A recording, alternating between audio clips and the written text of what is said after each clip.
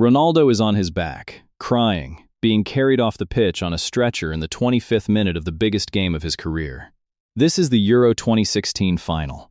Portugal's best player just left the field before it even started. His teammates didn't sulk about it. They didn't hold a press conference to remind everyone they could win without him.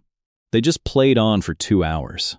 A backup striker named Éder, who had scored 1 goal in 19 appearances that whole year, buried the winner in extra time. Ronaldo spent the rest of the match on the sideline in a tracksuit, screaming instructions like an assistant coach, and nobody in that squad ever made him feel small for it. That was Portugal's identity for a decade. Whoever the moment belonged to, the rest of the team got out of the way and let it happen. 10 years later, one sentence from a 21-year-old midfielder said the quiet part out loud.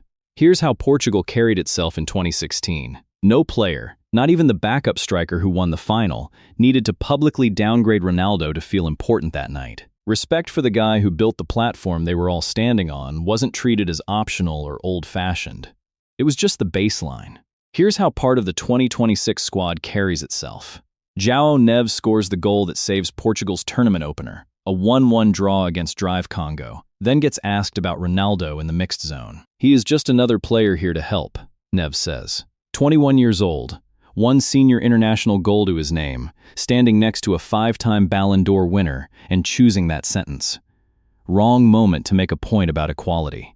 Neves wasn't the only name in that conversation. Bruno Fernandes wears the armband whenever Ronaldo isn't listed as captain, runs the midfield, and still gets named in the same reports as someone quietly cold toward the attention Ronaldo still pulls at 41.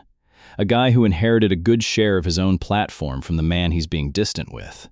A deputy editor at a major Portuguese outlet ends up describing the fallout in one word: civil war. Not because fans were irrational, because more than one player with a fraction of Ronaldo's resume decided this was the tournament to remind everyone they weren't impressed.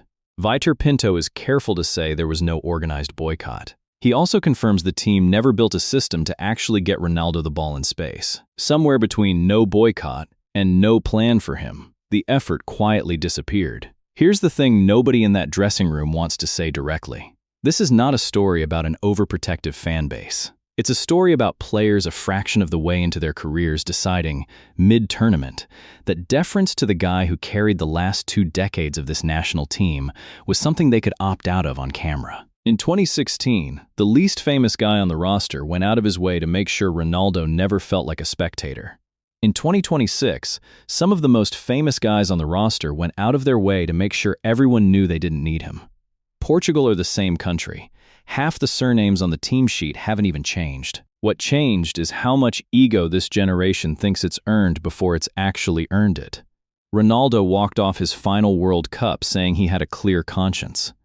It's worth asking how many of his teammates can say the same about how they treated him getting there.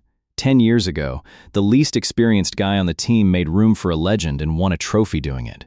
This year, some of the most talented guys on the team decided room wasn't something a legend was still owed.